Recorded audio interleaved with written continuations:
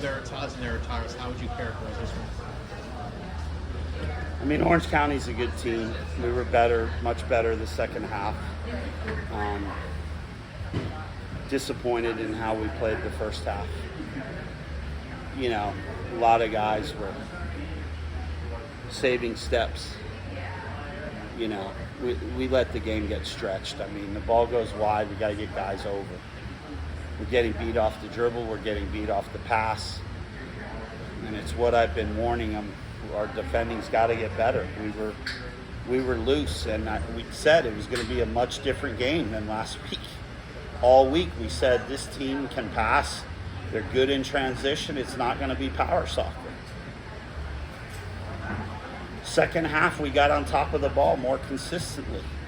We got numbers around the ball. When they dribbled, we had a second defender there.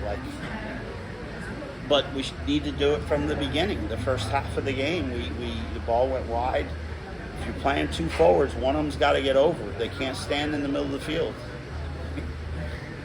And they're not playing three center backs. They're playing in a back four. So they have two center backs, and we have two forwards. So with that type of pace, teams are sending multiple guys into the middle of the field. Your center backs can't just keep jumping in the midfield. You're going to get beat over the top with good movement. You can't keep two forwards above the ball and not get one helping around the ball and the other collapsing. Like it takes a lot of effort. Just like when you play a target and two guys higher, you're not going to leave three guys on the wrong side of the ball. And at times today, they just played the ball out wide. And because we had 2 and 1, God bless Luke and Perrin. Luke steps, or Perrin steps. But they have that should be a second forward, a forward coming over, and Robbie or Charles, whoever that, coming over and clogging that up, and the other forward tucking in. And we're staying and leaving all that space, which leads to yellow, it leads to multiple fouls. And I felt that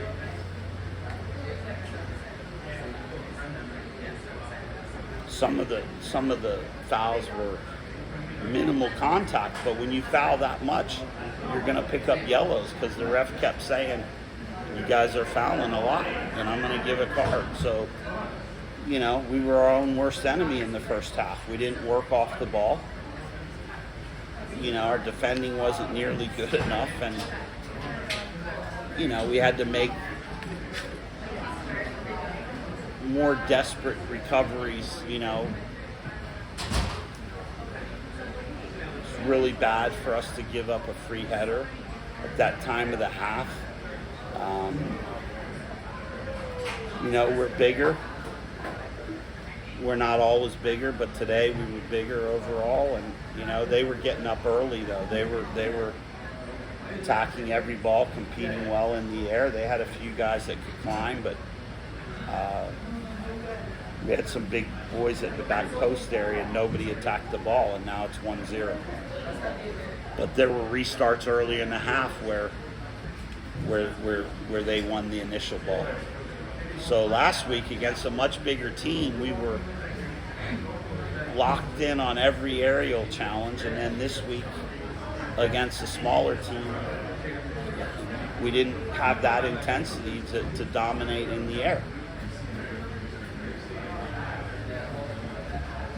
Disappointing. I mean, that's how you end up with draws and not wins. You know, and today's a game that we needed a good solid 90 minutes, and we get 3 points against a good team. Instead, it's them getting a good result on the road, because tie in Pittsburgh when you travel cross country is pretty good. And we dropped points at home. So, like I said, you know, second half was pretty good. I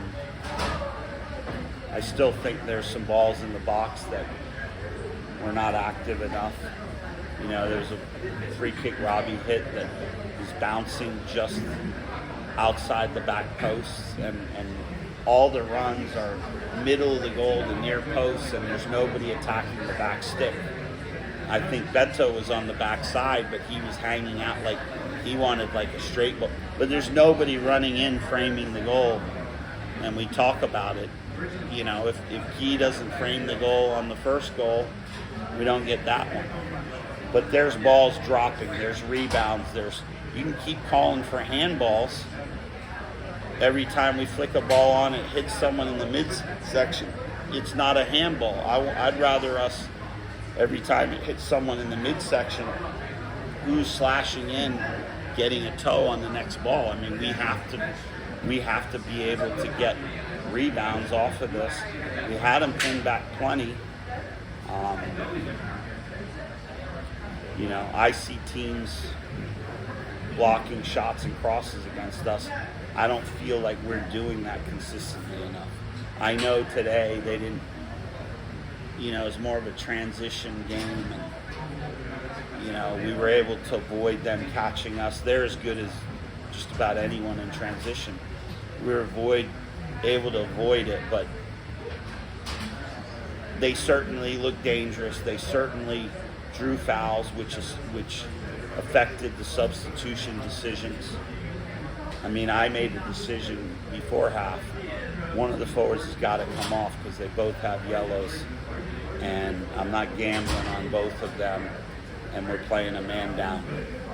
And, you know, Augie seems to raise the temperature of the other team's defenders and the refs a little bit more frequently, so unfortunately we had to, you know, we sacrificed him to try to like clean that up. We knew Bertan, we weren't going to try to stretch for a full 90, you know, so it was good to have Brigham ready to come on. Typically wouldn't necessarily be moving Robbie Mertz into a 2-forward setup. But tactically, we wanted to play the same way, just do a better job than we did in the first half, which I think we did. Which begs back to the question, you know, what was our pressure like in the first half? Why aren't we getting in the right areas so that we have pressure on the ball, cover, support? You know, these are things that we're always talking about, but you know, we put extra time on that yesterday and Thursday, you know, so that we would be prepared. We knew the game would be different, and we would have to defend a little bit different than Rhode Island, who played with 3 center backs. They didn't look to go forward. They didn't have the extra men in the midfield. Orange County had 2 attacking mids because Haggart every time comes in the middle with Silla. And Dogman goes higher. The width on the right was Mamadou War and Zubak up the middle. Eventually it became Jameson. So they play Silla. They play 2 guys in there. And then they have Partita and Kelly. They have 4 against 3. So you have to back press. Your center backs have to be willing to jump in. There's ways to do that. Last week, they didn't play Fuson behind Dequa and Williams. They played Fuson, Dequa, Williams all high.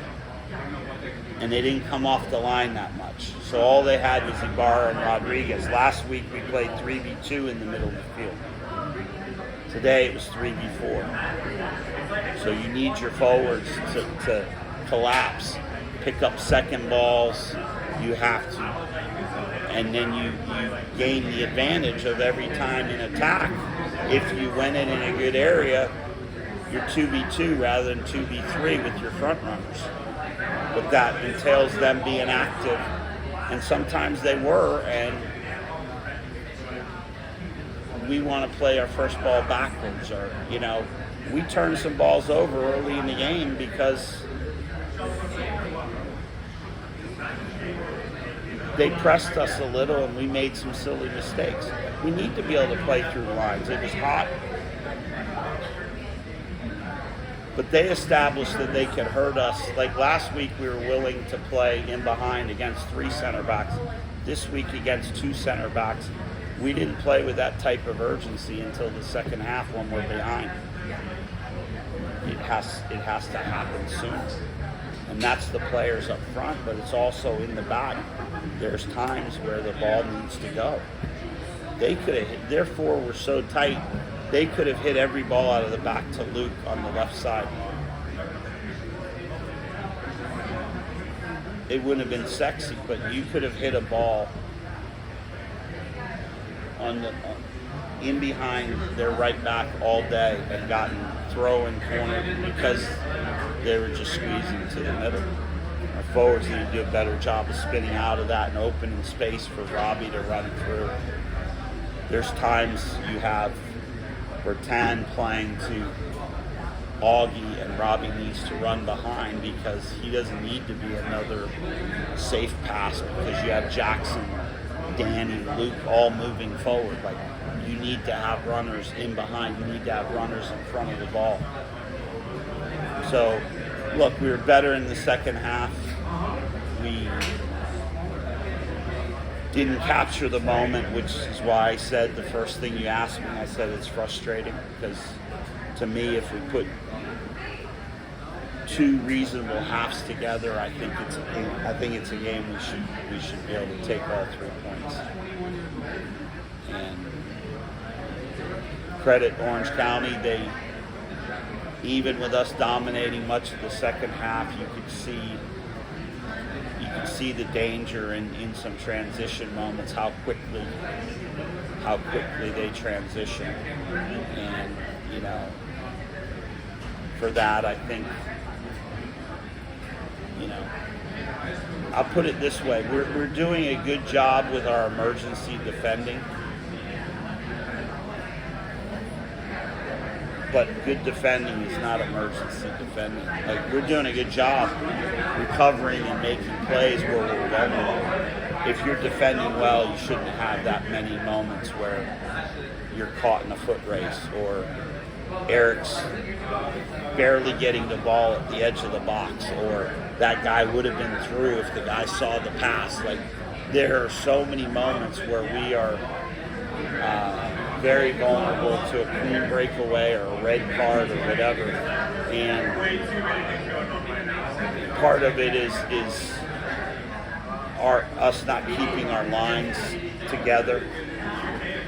And you condense space, not just vertically, but in the game against good teams, you have to condense space laterally as well, not just vertically.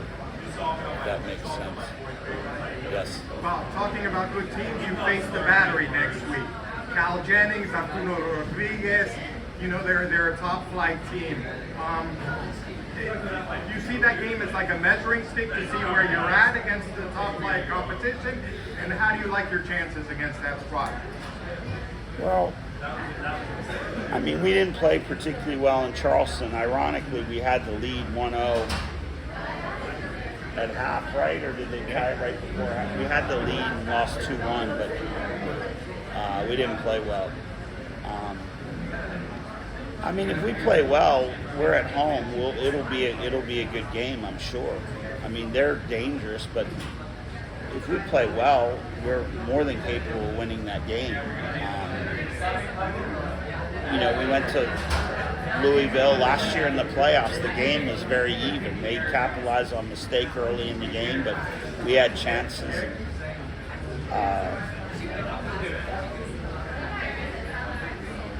It'll be a measuring stick, but tying Loudon was a measuring stick. At home, we couldn't hold on to 2-1, or tying Detroit when they're struggling, and having to come back on Miami. I mean, we're measuring ourselves every week, and we're not hitting the high notes. So we have to get better every week. It's, to me, it's points dropped.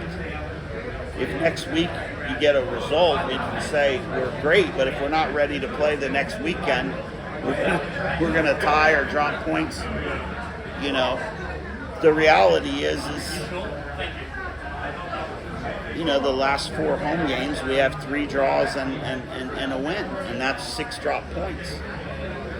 And I could argue that a good performance against Miami and Orange County, I think we should be winning those games. And Loudon, we're up 2-1.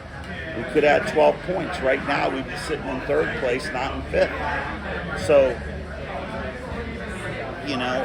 you're always measuring. Not every game's going to go the way you want it to. It's frustrating. We didn't get caught tonight because of a bit of bad fortune or a bad call or bad luck. We did not participate fully in the first half. In my opinion, we needed to do a lot better job in the first half defending as a team and not letting the game get stretched where they could pick up yellow cards, and it definitely affected the game.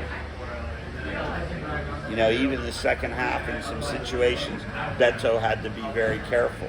We ended up getting, where he would normally step in and win that, and we had to kind of tiptoe around some things. And I think guys did a good job not picking up their second yellow. Luke and Bertan stayed out of the book till I got them out. We were a little bit more disciplined in the second half. We created some good moments. I think we need to be livelier to pounce on stuff in the box. I think we need to get on the end of more corners. We had a bunch of corners tonight. I don't know how many, but we're not even getting into areas where we need to get to challenge for that first ball. And there's too many clean headers that we're losing.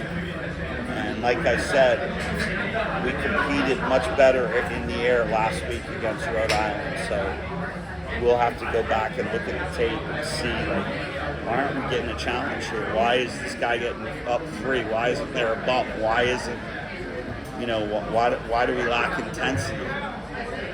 And now they give a little bump and they get the advantage. Like last week, you were so alert because you're playing in the land of giants. This week, you could have been the bullies in the air, and they were super aggressive. And, I think we have a lot more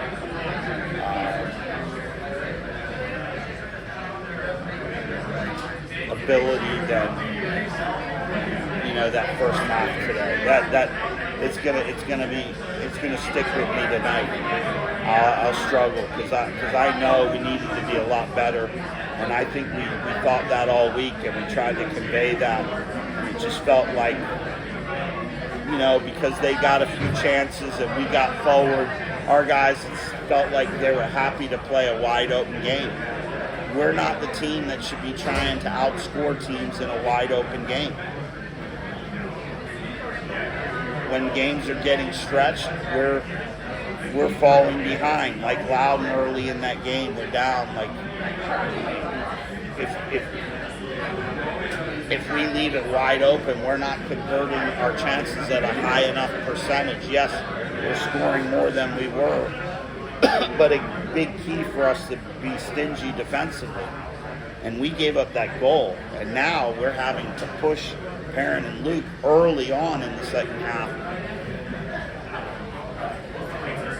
This game could have completely gotten away with us. They could have gotten a second goal. We could have had multiple red cards and lost them for tonight and next week. Like, it could have gotten away from us. And a lot of it was the slow start, the lack of execution in terms of the tactics and stuff like that. We can't afford that. We're not going to be able to afford it next week either. But, sometimes it's human nature to kind of pick and choose. Feel sometimes like you have enough juice, maybe taught that's the ongoing discussion is you got to be 100% locked in every week or you'll drop points. And you're leaving a lot to chance because the world doesn't work that way. You can't pick and choose. You gotta show up. This team was in form, Orange County. This was not going to be an easy game at any point. We played the first half like we were in cruise control, and we're down 1-0 at halftime. So for me, we have to carry that intensity the whole game through against any team, even if it wasn't Orange County. If we go to Oakland Roots later in the year and we're not ready to play, we're going to lose. They've got some big scalps. But, you can't look at standings or anything like that. There's not a team in this league that cannot get a result. And it's the same reason it doesn't matter that Charleston's so deep. They lost 2 times in a row with very good players on the field against League 2 teams. And the third game, they tied and they won in penalties. So they didn't win one game in regulation. In 3, they had 2 losses and a draw. And I can tell you there's not one player that was an academy or they had guys that start games all the time. But they didn't prioritize, probably didn't have necessarily the right intensity. It happens all the time. It's frustrating when you're tying so many games that we're not saying, hey, we right now need to keep getting better. We can't assume anything. We can't take anything for granted. If we want 3 points, we got to buy extra insurance and show up and do the hard stuff rather than pick and choose when we're going to really. So I will hope that, although I feel like we've discussed this lesson and we've learned this lesson many times, I will hope again that we grow from this experience, and next week we will see a fully motivated and engaged team. All right? All right. Yeah.